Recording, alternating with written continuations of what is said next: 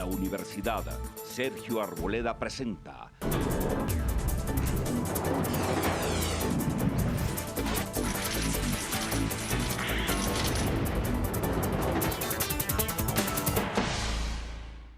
Bienvenidos. Ha estado al rojo vivo el desarrollo de los acontecimientos en torno del proceso de paz.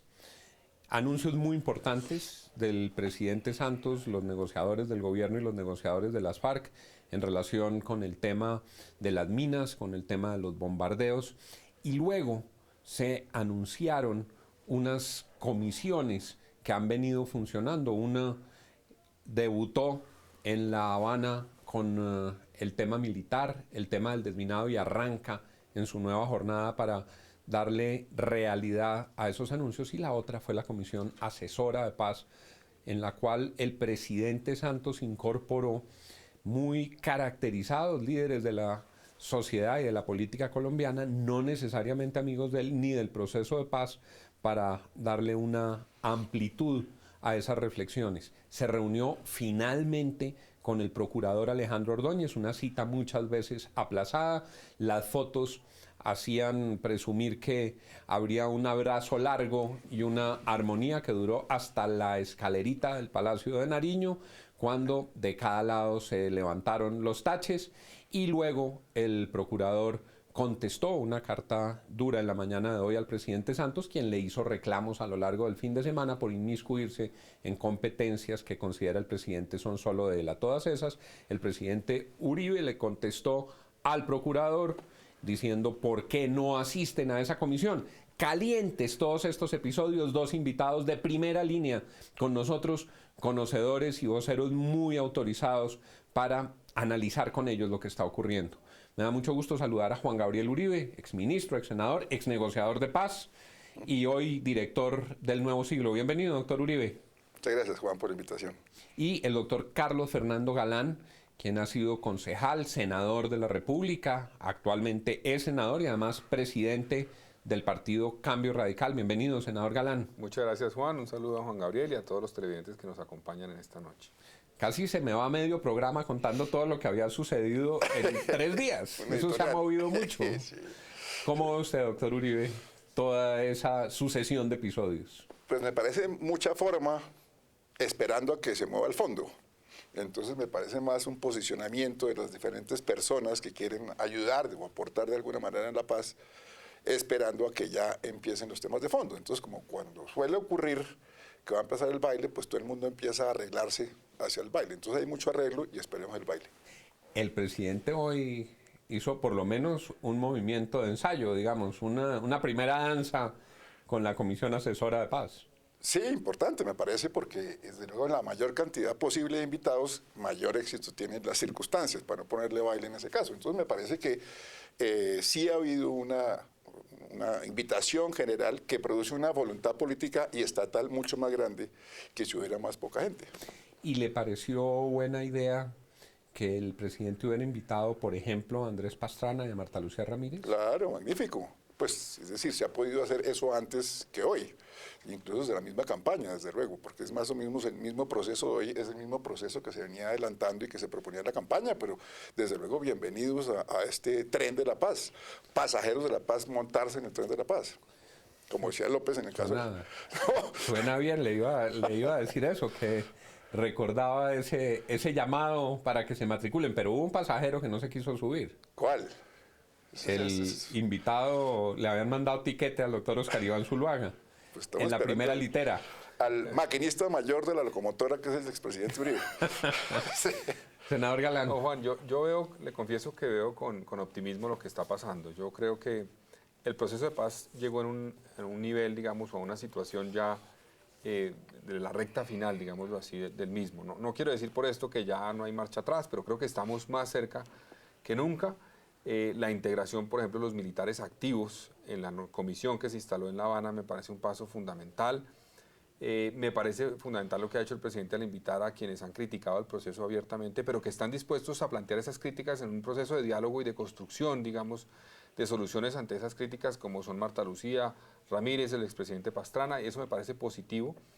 Y a pesar de que el expresidente Uribe no se haya montado en el tren, como decía Juan Gabriel, la carta que se conoció hoy o ayer del presidente Uribe me parece que ya manda unas señales interesantes. Él hace 6 meses, cuando se posesionó en el Senado, dijo en su primera intervención: el proceso de paz hay que terminarlo ya, en el sentido de que ya hay que cerrar la negociación y acabarlo rápido. No podemos quedarnos en una negociación indefinida, eso es terrible para el país. Hoy plantea una cosa distinta, dice: no, concentremos a las FARC en unos sitios y démosle todo el tiempo necesario a esta negociación para que no vaya a ir en contravía, digamos, de la democracia y de elementos fundamentales.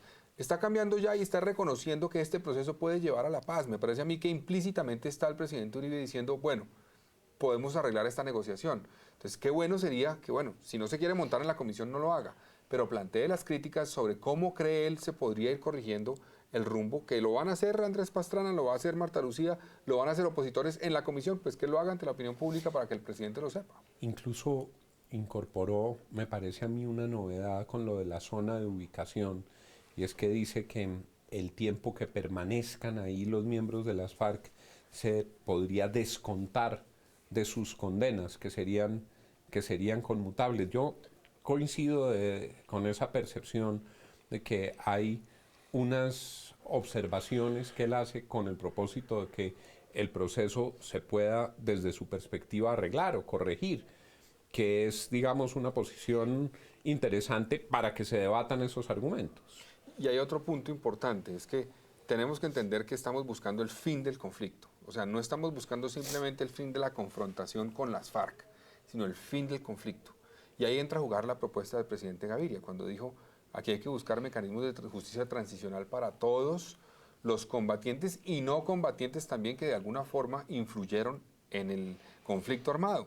Y eso me parece a mí fundamental para poder acabar realmente el conflicto. Y aquí tenemos que mirar quienes participaron sin ser combatientes en el proceso, y tiene que ponerse a las víctimas en primera línea, y que aquellos que contribuyeron a la violencia, estando por fuera, digamos, de la violencia directamente, también cuenten la verdad, reparen a las víctimas. Eso va a ser un elemento fundamental de esta discusión.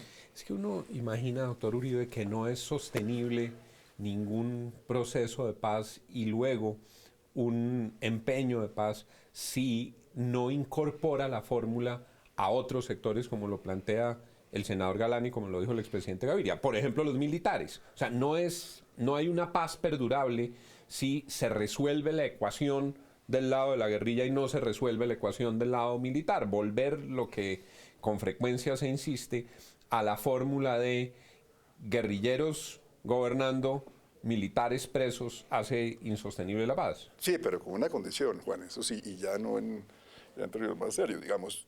El tema de los militares es un tema de Estado, eso no hay que negociarlo con la guerrilla, no hay que hablarlo con ellos, con ninguna, ni con las FARC, ni con el ELN, ni cualquiera que sea, porque es una circunstancia propia del Estado colombiano que hace una ley o una normativa propia para que evidentemente no se produzca esa injusticia, pero por cuenta del Estado. No es motivo de negociación, de manera que no debe ser motivo de negociación. En ninguna circunstancia. En eso el presidente y Humberto de la Calle han sido claros. Por eso, entonces, los temas de los militares no los puede decidir Márquez, no los puede decidir Timochenko. Es decir, ya estamos en un proceso de paz con las FARC, etcétera. Todas estas circunstancias difíciles de 50 años de guerra y de hostilidades que ha tenido Colombia, por desgracia, pues ha producido daños colaterales indudables en una fuerza pública que ha estado sometida a la guerra y a la exposición bélica durante 50 años. Y eso obviamente produce, como pasa en todas partes del mundo, daños colaterales que no quiere absolutamente nadie y situaciones preterintencionales, por decirlo de algún modo. Hay otros casos que no, porque no son de servicio activo. Pero eso debe hacerlo el Estado, debe programarlo el Estado con su propia ley, su propio Congreso, su propio Ejecutivo y su propio Judicial, sin intervención de nadie más. Senador Galán, vuelvo a lo que usted mencionaba antes. En relación con esos cambios, digamos, algunos analistas han advertido que ese cambio también está presente en las posturas del gobierno y que eso puede facilitar que personas como Marta Lucía Ramírez o Andrés Pastrana acudan a la comisión. Le pongo un ejemplo.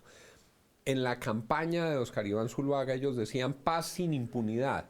Ahora el concepto paz sin impunidad lo repite todos los días Juan Fernando Cristo, lo repite de la Calle. Seguramente también están viendo que el gobierno ha incorporado algunos de esos elementos que estaban en el debate público, si bien no en una mesa con la oposición. ¿Usted cómo ve esa relación?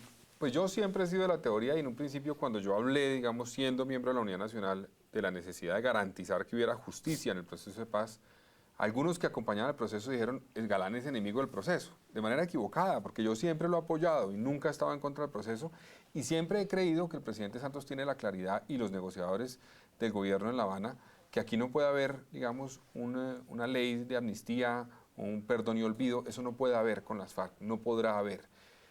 Tal vez el gobierno ha sido más efectivo desde después de la campaña en explicar por qué no era cierto que se estaba avanzando en una paz con impunidad y ha planteado, digamos, por qué esto es en el marco de unos estándares internacionales donde tiene que haber, cumplirse, digamos, lo que establece la justicia transicional, que haya verdad, justicia y reparación.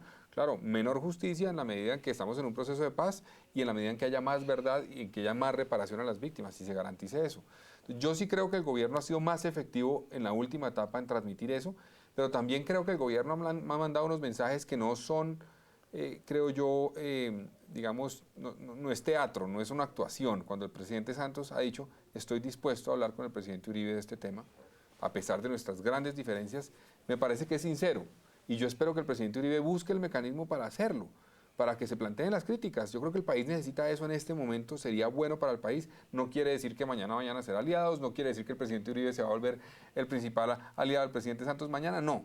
Pero que hablen, que dialoguen y que esas críticas que se han planteado sean en el marco de un diálogo constructivo. Eso sería bueno para Colombia. Sabe que yo siento incluso en el equipo negociador que agradecen que existan sectores de oposición que le ponen alta la vara a las FARC. Sería muy complicado para los negociadores y de hecho es difícil cuando algunas voces les bajan la vara y le dan a entender a las FARC que todo está regalado. Es muy importante que las FARC entiendan que ellos tienen que legitimar su proceso con una sociedad que tendrá que votar de alguna manera si está de acuerdo, que tendrá que exigir unos umbrales altos como los está exigiendo la sociedad colombiana. Completamente de acuerdo con esa percepción suya, Juan, y además estoy de acuerdo con lo que decía Juan Gabriel frente al tema de los militares, que eso es aparte, es el Estado que no lo va a negociar con las FARC, pero sí genera problemas o puede generar problemas en la negociación, en mi opinión, que se manden mensajes como algunos interpretaron del presidente Gaviria, que lo interpretaron, no es que él lo planteara así, de que aquí vamos a hacer perdón y olvido con todos los que financiaron a los paramilitares, con todos los que se metieron con los paras, borrón y cuenta nueva, amnistía e indulto para todos ellos, porque entonces ¿cómo vamos a decirle a las FARC? Oiga, y ustedes sí tienen que pagar cárcel. No, aquí creo que hay que garantizar que los máximos responsables de lado y lado de delitos atroces paguen algo de cárcel de manera efectiva. Esa es mi convicción y creo que eso sí garantizaría un proceso de paz estable. ¿Quiénes son los máximos responsables de lado y lado? ¿Sacrifica o pone en peligro la seguridad nacional la orden de suspender los bombardeos? ¿Finalmente van a aceptar pagar cárcel los cabecillas de las FARC? Ya regresamos. Juan Gabriel Uribe, Carlos Fernando Galán, con nosotros analizando todos estos temas en el corazón del proceso de paz.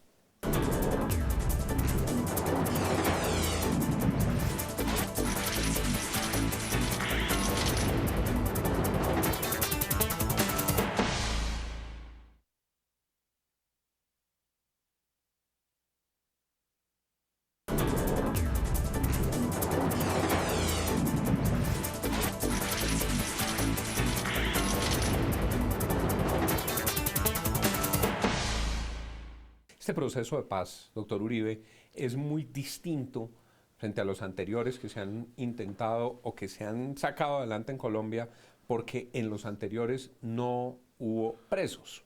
Usted mismo señalaba en una oportunidad que el Frente Nacional fue un pacto de paz sin un preso. El M-19 tuvo indulto y reindulto. Los otros procesos con el PRT, con el Quintín Lame, no tuvieron presos. Dada la vigencia de la justicia internacional, dada la vigencia del Estatuto de Roma, dada la existencia de la Corte Penal Internacional, es un proceso que tiene cárcel. Sí, el problema que existe es que el Estatuto de Roma, digamos, más que unas circunstancias de fondo como la que usted plantea, son también circunstancias de forma. La Corte Penal Internacional necesita ejemplos mundiales diferentes a lo que ha hecho en África. o lo que el mundo de la penalidad internacional ha hecho en África, porque son países en algunos casos inviables, pero Colombia es un país mucho más respetable en el concierto mundial, es un país importante en el mundo, es una economía, pues la 35 del mundo, es un país importante. De manera que se vuelve ejemplo y precedente para lo que ocurra hacia adelante dentro de la jurisdicción penal internacional. Por eso es que los ojos avisores del mundo entero están sobre Colombia, porque a partir de Colombia es que se plantea referente mundial sobre la nueva justicia transicional, mucho más incluso que en Sudáfrica, o mucho más que en otros países africanos, porque es un país de un nivel, digamos, superior. Digamos que se abre, doctor Galán, el espacio para esos nuevos desarrollos en la justicia transicional, pero los mínimos en relación con la cárcel y las condenas frente a crímenes de lesa humanidad son infranqueables. Es lo que usted mismo señalaba. Yo creo que, digamos, hay casos de máximos responsables de delitos atroces donde sí tiene que haber penas efectivas. Ahora, eso no necesariamente creo que signifique que estén en la cárcel modelo de Bogotá o que estén en la Picota. Tiene que haber, digamos, una restricción según lo establezca y siga los criterios de la Corte Penal Internacional, pero creo que en algunos casos sí debe haber para garantizar que este proceso cumple esos estándares. Ahora, creo, para aclarar un poco lo que dije antes del corte, y es que si bien debe haber, digamos, cárcel para los máximos responsables de lado y lado, creo que el principal responsable obviamente son las FARC y los paramilitares. A esos es a los que me refiero cuando son los máximos responsables. Se avanzó parcialmente en el tema de los paramilitares, se avanzó en temas de los responsables desde el punto de vista de los jefes militares de esas organizaciones, de algunos vínculos con sectores políticos, pero queda todavía mucho por decir en ese proceso. Toda la financiación, por ejemplo, y el apoyo que recibieron de sectores empresariales y de hacendados en Colombia, eso nunca se ha hablado. Y creo que eso hace parte de los elementos que nos pueden llevar a un fin del conflicto y a que las FARC también entiendan de que ellos tienen que pagar cárcel, así como los otros tienen que responder por lo que hicieron, ellos tienen que pagar cárcel cuando sean los máximos responsables de delitos graves. Si uno mira en esos casos, hubo, claro, un gran debate nacional cuando se impusieron las condenas porque parecían muy cortas. Eran unas condenas de 8 años, muchas de las cuales ya se están cumpliendo. Sin embargo, los integrantes de las FARC dicen, no, 8 años no, ni un día. Ni un día. Es que el problema, Juan, ahí no creo yo que sea la cárcel o no, que desde luego lo es desde el punto de vista visual, efectivo, tangible, digamos, de una sanción, sino desde el punto de vista constitucional, tanto en cuanto la Constitución impide o prohíbe que puedan acceder al Congreso aquellos que hayan sido condenados.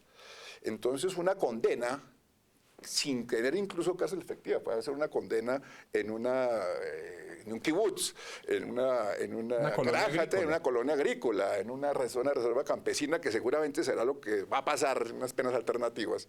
De todas maneras, implica condena. Al implicar condena, por lo menos en la Constitución, tal y como está hoy en día, implica que no se puede acceder al servicio público, particularmente al Congreso de la República. De manera que el tema eficaz, efectivo, cierto, es si la FARC van a ir o no van a ir al Congreso.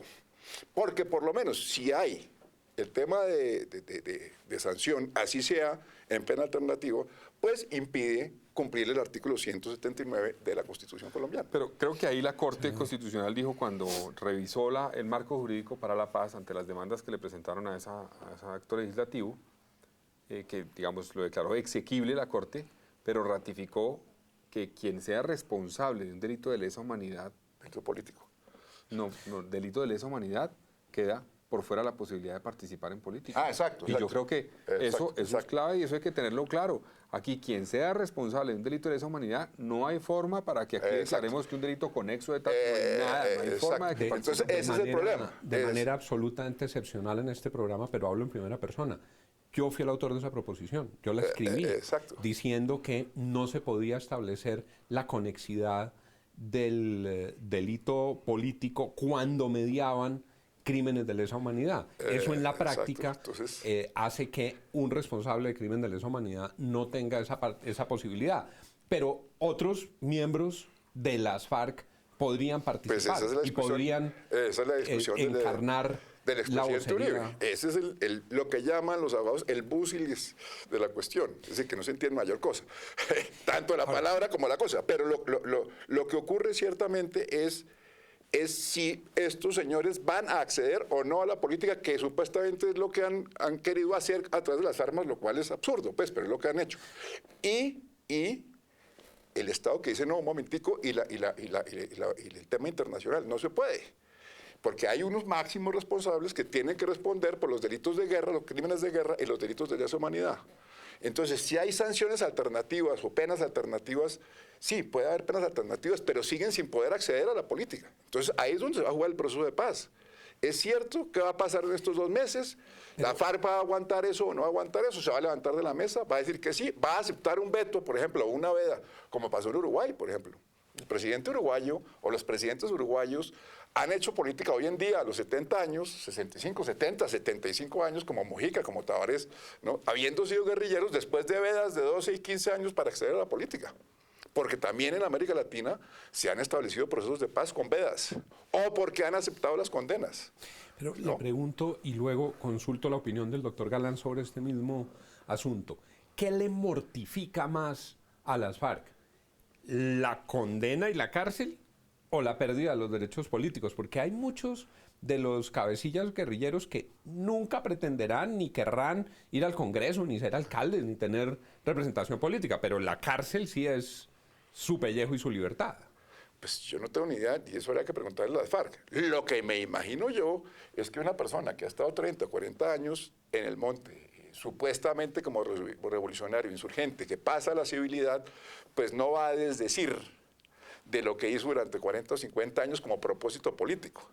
Y lo que nosotros queremos, o lo que se quiere es que les digan, y que digan que no, que se equivocaron, que fue una equivocación, que fue un error, que fue lleno de crímenes de lesa humanidad, crímenes de guerra. Por lo tanto, ahí es donde está el punto. Si van a decir si se equivocaron o no se equivocaron. Ellos lo que han dicho es, por eso, que ni un día de cárcel. Senador Sí, Galán. yo creo eso. Yo creo que lo que dice, entiendo de Juan Gabriel, es que ellos han tenido el discurso de que son víctimas también, digamos, de lo que ha pasado en nuestro país en los últimos 50 años. Entonces, el hecho de ir a la cárcel para ellos, pues desvirtúa por completo que sean las víctimas y demuestra que son los principales victimarios. Entonces, yo creo que en el fondo, una pena como ir a la cárcel puede ser para ellos más grave en términos de desbaratar por completo el discurso que han tenido. Y eso es una preocupación que yo todavía tengo del proceso de paz, y es que yo percibo que si no hay un cambio radical en la forma como las FARC... Un cambio radical, subrayamos. Un cambio radical en la forma como las FARC enfrentan el tema del proceso frente a las víctimas, reconocen su responsabilidad, reconocen a las víctimas, les piden perdón realmente y están dispuestos claramente a repararlos, pues va a ser muy difícil, más allá de todos los temas jurídicos, que si van a la cárcel, que si no, que si pueden participar en política, que cuántos años, etc. La actitud de ellos, en mi opinión, frente a las víctimas que han generado en Colombia, tiene que ser esa, reconocerlas. Y hasta ahora no he visto esa actitud y me parece que eso pues pone en peligro el proceso de paz, no en términos de que no se llegue a un acuerdo, sino que sea un acuerdo realmente sostenible y una paz auténtica. En esa dimensión de la reparación, doctor Uribe, oí mucho cuando el tema del desminado en la gente, en las redes sociales, en la voz de los ciudadanos, diciendo, oiga, y si las minas las pusieron las FARC, ¿por qué las FARC no pagan el desminado? Y si las víctimas las generaron las FARC, ¿por qué van a tener que pagar los colombianos la indemnización de las víctimas y no las FARC con sus patrimonios multimillonarios derivados del narcotráfico? Esa dimensión de reparación de las FARC, ¿usted cómo la ve? Yo por lo menos considero que lo que ha habido en Colombia es un fracaso del Estado. Es decir, existe la guerrilla en cuanto que logró una lucha insurgente por un fracaso del Estado colombiano por no utilizar la coacción de la ley y generar las condiciones propias para que hubiera paz a partir de la legitimidad. Entonces el Estado también le corresponde parte del tema, porque estamos en lo que estamos porque no hubo un Estado eficaz durante 50 años. Esa es la verdad verdadera, no digamos mentiras. Entonces el Estado también tiene que entrar a participar. No vamos a excusar aquí de que todo fue una maravilla y que todas esas circunstancias tan tremendas y horribles y horripilantes de la guerra colombiana pues no fueron un Estado débil. Claro, pero como están las cosas hoy, esa carga le está cayendo solamente al Estado y entiéndase por Estado a los paganinis de los impuestos. El senador Uribe, el senador Galán, todos nuestros televidentes, los que pagan la plata para que eso pueda... Sí, claro que sí, por no haber tenido un Estado y no haberle exigido a un Estado que fuera un Estado eficaz, fuerte, solidario y sólido. No, pero yo sí creo que las FARC evidentemente han utilizado el narcotráfico para financiar su guerra en algunos casos. Otros casos donde lo convirtieron en el fin en sí mismo el narcotráfico, no creo que sean los casos, digamos, que terminen metiéndose en el proceso de paz, porque eso es gente que se desmoviliza y el otro día es jefe de una banda criminal en alguna región del país. Entonces no veo cómo lograr que esos recursos de narcotráfico que esos sectores de las FARC están recibiendo, pues sirvan para la reparación. Pero sí creo que lo que han hecho ellos para financiar su guerra y esos mecanismos que los llevaron a construir, por ejemplo, se apoderaron de centenares de miles de hectáreas y lo ha denunciado el propio gobierno del presidente Santos. Todo eso tiene, en mi opinión, que ser entregado para la reparación de las víctimas. Eso sí. Eso que ellos construyeron a punta de armas, una fortuna, para seguramente, dirán ellos, financiar su lucha rebelde, tienen que aportarlo para reparar a las víctimas. Pero déjeme decir una cosa, Juan. Y narco. Sí, Claro. pero déjeme decir una cosa ahí. Ojo, porque es que también hay que decirle claridad al país. El tema de las minas es mucho más del ELN que de las FARC, ¿no? Aquí estamos haciendo, y está bien que hagan esa comisión ¿cómo se llama? Interhabana entre el Estado legítimo y las tropas legítimas y las tropas insurgentes para quitar las minas. Pero también hay que decir que el tema importante, el desminado en Colombia, está en el ELN y que eso hay que tenerlo en cuenta, ¿no? Ahora, Y una pregunta ahí mientras para usted que entre el conoce eso. ELN. ¿Hay mapas? ¿Alguien tiene algún mapa? ¿Ellos guardan algún tipo de identificación de cómo plantaban esas minas que facilite de alguna forma levantar las minas, o era un tema completamente desordenado para protegerse en las zonas donde estaban? No, el Estado colombiano no avanzaba. En la vicepresidencia hay un monitoreo de minas y hay unos mapas de minas que tiene el ejército. Yo creo que es insuficiente, indudablemente. En el tema de El Salvador y Guatemala, lo más grave del posconflicto ha sido las minas, que siguen explotando todavía después de 15 años de proceso, ¿no? Pero sí, yo creo que hay que avanzar más en ese punto que dice Carlos Fernando No sé si vio de mapeo. la caricatura de uno de los caricaturistas del tiempo, que cuando les preguntan a los miembros de las FARC por el mapa del desminado, sacan el despliego entero del Agustín Codazzi, que es el mapa de Colombia entero, y le dicen, sí señor, aquí se los trajimos. Lo cierto es que el proceso de paz entra en un momento decisivo.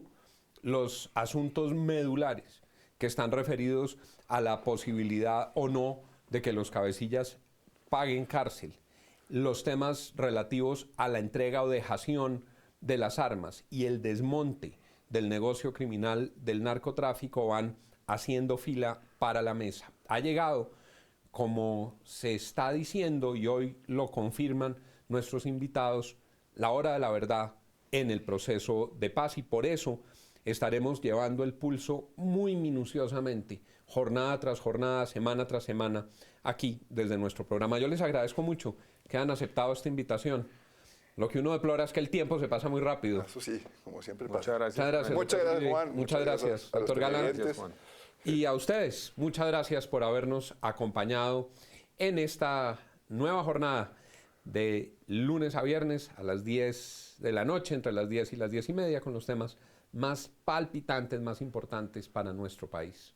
Felicidades y gracias por acompañarnos. La Universidad Sergio Arboleda presentó